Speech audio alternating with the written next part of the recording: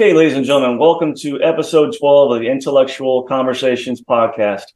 I'm your host, the DO of the Intellekt Group, John Thompson. I'm here with my co-host, Casey Clifford, the president. How's it going, Casey? Going well. What does DO stand for? Director of Operations. Oh, okay. Yeah. No, do it. That's doing great. You hired me.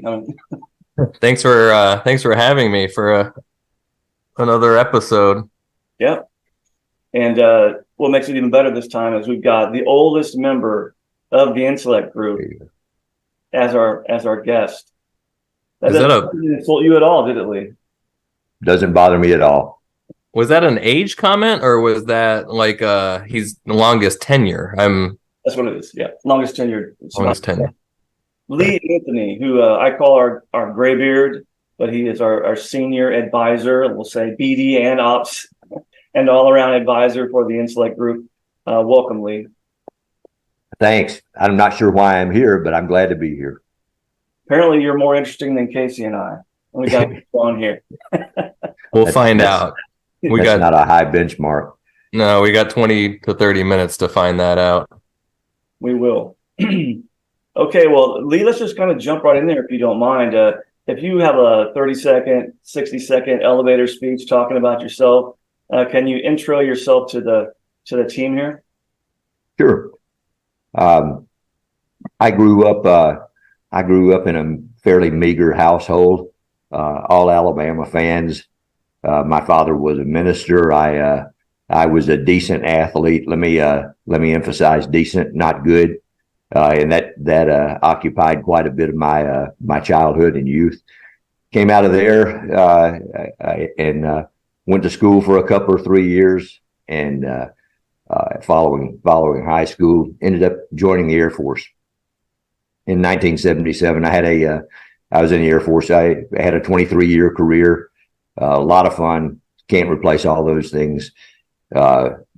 Retired in 2000 and went to work on the same aircraft, on one of the aircraft that I flew, the RC-135. I did the modeling and simulation engineering on the RC-135 mission trainer for 10 years. You were a linguist, right, in the Air Force? I was a linguist. I was a Spanish linguist, and it was a great time to be a Spanish linguist because there was a lot going on in Central America there with the Salvadoran Civil War, the Nicaraguan Civil War, counter-drug activities. I spent quite a bit of time in Panama and spent a lot of long missions from Offutt Air Force Base during those years. But it was a lot of turmoil in Cuba. It was a fun time to be a Spanish linguist, and that's one reason I hung around as long as I did. Crisis, right? With Kennedy and.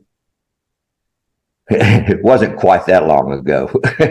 We're talking about Reagan's war on drugs now, aren't we? But I do have some mentors of mine who remember the Cuban Missile Crisis and participated in that. They were pretty interesting characters, and I still there's a couple of them that are still alive, and I still have lunch with them occasionally, or whatever. And they're still giving me plenty of advice and telling me what a lousy linguist I was. So do you buy lunch? I always buy for them. All right, always buy. That makes sense. Sure do.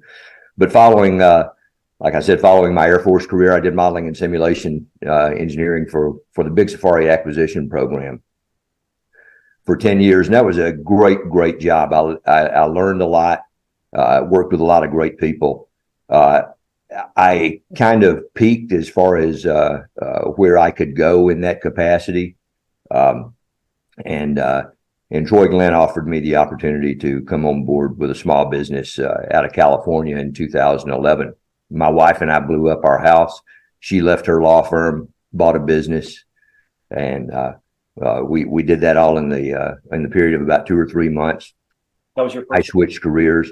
I regretted it for about the first 6 months, and then I realized, hey, the small business thing, I'm picking up something here, and I really enjoyed the challenges, and I probably enjoy dealing with the challenges of small business. Now my wife and I do some pro bono mentoring for young or budding entrepreneurs. We enjoy that quite a bit, and that's where I am today. I officially retired from Intellekt in 2018. Troy asked if I would stay on to assist with proposals and things like that.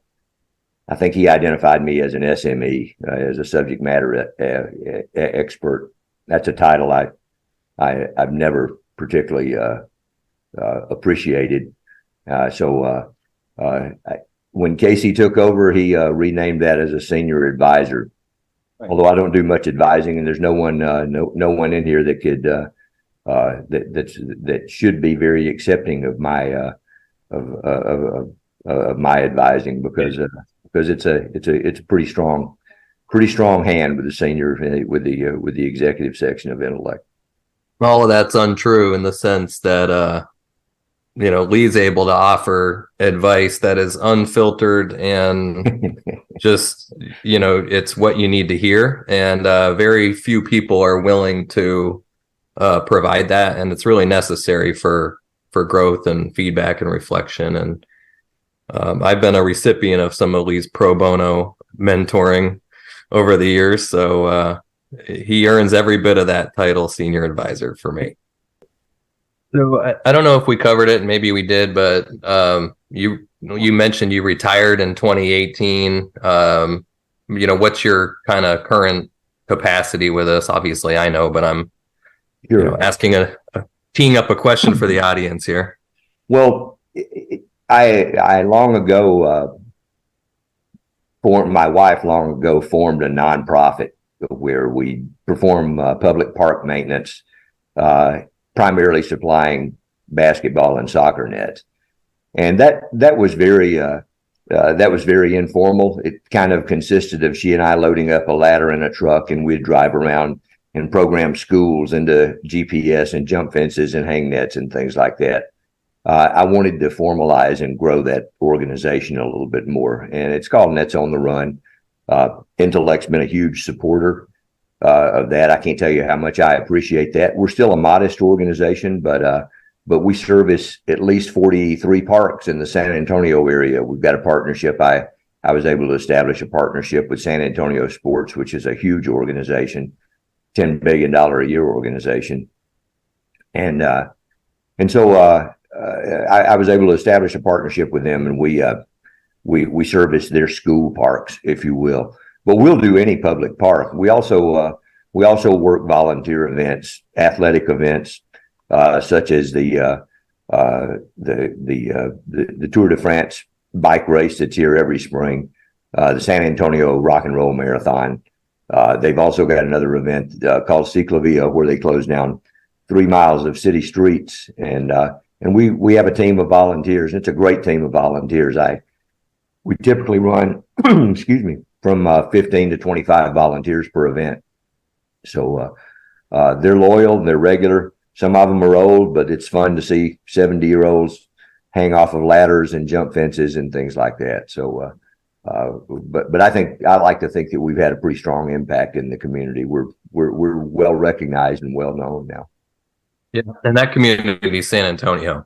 I think primarily San Antonio, but I'll go nationwide. I've had some people contact me telling me they have a kid that needs community service, and what could they do to get documented community service. And I'll say, send me pictures. I'll send you some nets. You send me the pictures of the nets they've hung up, and I'll give them a letter. So I'm able to grant community service not only to people who have been sentenced to community service, but to people who are trying to build a resume. Now some of that encompasses they may have to ride around in a truck with me for 6 or 8 hours, but it's usually a good time, and at least a good time for me.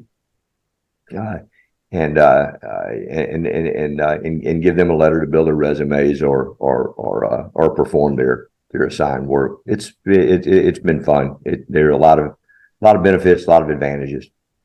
And how did that start for you, Lee? I mean, you drive around and you see a public school or a park that has the basketball rim with no net on it, or just a half net hanging down, and it got the wheels turning of, hey, I'll go around and put fresh nets on. And give us just a few minutes. It was all a joke. One of my kids asked me during the early days of mine and Jen's relationship before we were married, and she was working at the law firm one of my kids said, "Hey, if you had unlimited funds and time, what would you do?" And I said, "I'd drive from New York to San Diego, and I'd hang basketball nets at parks that need them." I was like I said, a decent basketball player and a big fan my entire life, and she overheard that, and so for my birthday in 2007, she through her law firm had formed and stood up Nets on the Run and she handed me a large folder, large binder, and said, "Hey, here's your birthday gift." And I looked, and I've got a nonprofit. And I'm the director of a nonprofit. So and she had quite a bit of experience with that. She worked for a law firm that did estate management, and she had stood up a lot of corporations, offshore and onshore. And so it was a done deal. The IRS had already granted me nonprofit status, tax exempt status, and it was fun. It's a formal Texas corporation. We don't have time to talk about the offshore accounts and stuff like that, but no, look up Mossack for anyone that's interested in that. Google Mossack Fonseca, and you'll probably see my wife's name about 50 times somewhere along the line. All right, and this is going to be public on YouTube, so we can have all the tens of listeners do that. But Lee, one last plug for that, and then we'll move on. What percentage of the donations for Nets on the Run go to the actual cause? Because I was watching a documentary on HBO called like Telemarketers, where 98% of the money was going in the pockets of the people that ran the nonprofit, and less than 2% or up to 0% was actually going to the cause. How do you guys do things over there? Well, you tee me up on that one, because 100% every dime that comes to Nets, all of us are volunteers. We're completely non-salaried. Everybody that's on the board, all volunteers. It's 100% of every dime that goes to buying nets, hardware, whatever we need. We've expanded our support to doing rims. We've even refinished backboards, things like that. But 100%. Anyone says, anytime someone starts talking about a nonprofit, I'm a subscriber to GuideStar, and I closely vet that nonprofit before donating anything. GuideStar is a great organization. They try to entice all nonprofits to post their financials on there, and of course, if you get into the financials of a nonprofit, you can see how much money a president or a CEO or whatever is making. It doesn't mean that some of those organizations aren't good, but it is important to know what percentage of the money actually goes to the operation of the organization itself, and to understand the mission of the organization. A little bit of housekeeping, folks. You can see we're not following the standard format. We want to try and get as much out of Lee as we can. He's a little shy and doesn't like to talk, so we'll keep pressing him here and do the best we can to get it out of him. But I have to ask you to tell the story. You said you're a little bit of an athlete. You got to tell the Bear Bryant story. That one's kind of very personal to me. So I'll give you the condensed version. I wanted to walk on and play football at the University at the University of Alabama. I've long been a fan. So I wanted to walk on and play football, and Coach Bryant. Imagine catching passes from Joe Namath. I mean, you would have been Joe was a little bit before my time. But I begged him to give me the opportunity while he was recruiting other athletes on there, and of course he let me know in a heartbeat. I was I think 5'10" and a half and 160 pounds at the time. He let me know that I wouldn't survive 2 or 3 days of practice down there, and that I had no chance whatsoever. However, to condense the story, Coach Bryant facilitated me getting an opportunity elsewhere, and I don't know, I don't know why, but he was known for doing things like that for random acts of blessing other people, I guess. So regardless, and during the process, at least I got to meet him and Coach Moore, who's also passed away. that name may not ring a bell with some people, but Coach Moore was the athletic director at the University of Alabama that hired Nick Saban.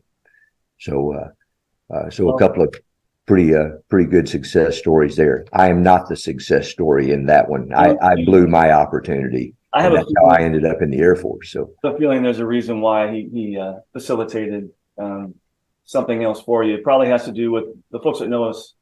Excuse me, the folks that know you here at the Intellekt Group. I've done quite a bit of reading. Coach Bryant kind of had an affinity for people who had nowhere to go, and I was a kid who had nowhere to go at that time. So, Lee, if you wouldn't mind, we've spoken before, and I know you and Casey have talked about it at length. You have sort of a not a mantra, but let's call it a doctrine of how you conduct yourself with leadership, mentorship. Do you mind sharing some nuggets with us? Can you also be sure to start with number 4, because that's my personal favorite. I really appreciate that number one. 4, boy. That's a silly kind of thing that I guess shows the libertarian side of me, because I believe everyone's ultimately responsible for themselves. I've just got a collection of things that are important to me in my life that show, I guess, probably demonstrate a libertarian side of my personality, because I believe ultimately everyone is accountable for themselves. Certainly you require assistance. Certainly people require assistance and mentorship throughout their life and good influences. But ultimately you're accountable for yourself. And I firmly believe that. I'm a real independent type personality.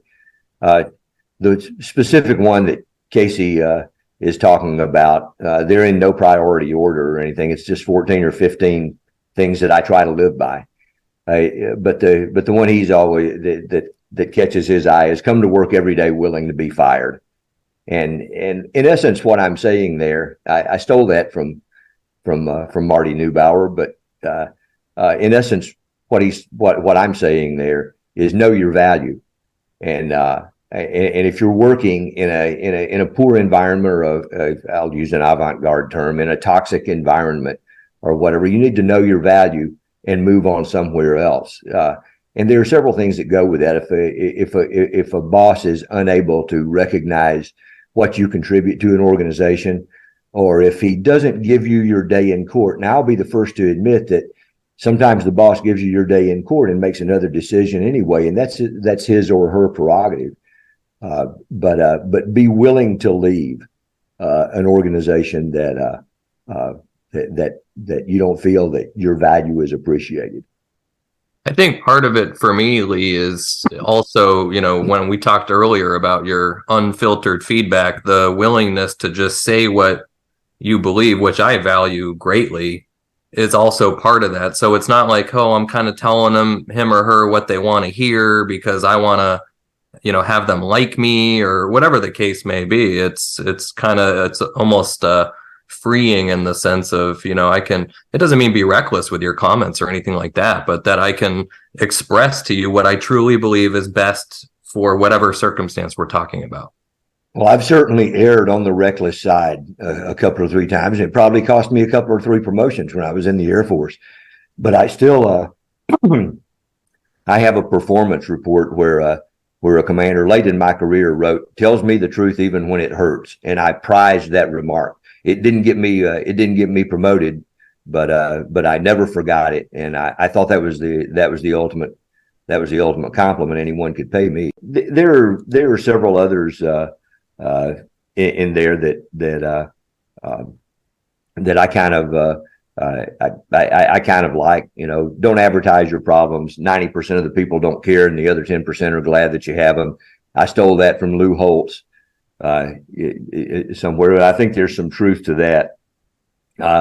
The lines about not depending on the government to take care of you, I think, are true. I can't name a single program that the government's been very successful at. So I can't imagine that the government's ultimately going to take care of me. And but I'd be glad to disseminate those things to anyone. Some of them you may find funny, some of them you may take seriously, or whatever. But probably the most important one is number 1. And I've told this to my kids as they were growing up, but every day you make a decision that affects the rest of your life. And I believe that's true, even from early age, from the age of 12 or 13, you make a decision that affects the rest of your life. And I can think back on certain decisions that I made that weren't very wise or may have been wise at the time that I know will affect the rest of my life. So that's just some stuff that I've kind of threw that one in there just for my kids' purposes more than anything else. Great. Now, if you're willing, I'll put the if you have it on a website somewhere, or we can just put it in the comments somewhere along with the website for Nets on the Run. Sure, you can. It will not be on the Nets on the Run website. That would probably cost me donations. That thing would probably cost me donations. But maybe we'll just show a select number, particularly number 4. Anyway, let's move on so that we. That's the toughest one to explain. We can cover some more topics here. Something that we would be remiss if we didn't mention was your love for music. In the time that we have left, would you like to talk a little bit about that and how it's affected your life and your professional and personal career, and just maybe talk about Nashville last week? Yeah, that was just a fun thing. My love for music. First of all, let me tell you, I'm not a musician. I'm a singer. My mother is a musician. My 2 brothers are musicians. They're accomplished. I've accomplished nothing. I use music as a part-time employment to pay for a divorce in the mid '80s or whatever. But music goes back a long way in my family. As I said earlier, my dad was a minister. My mom was a pianist. And we were in a small rural area, and every time someone got married or buried or whatever, they got the full Anthony package. My dad could perform the ceremony. My mother would play the piano, and I would sing. And that started at a very early age when I was 12 or 13. But I did always love to sing, and the old voice has deteriorated quite a bit.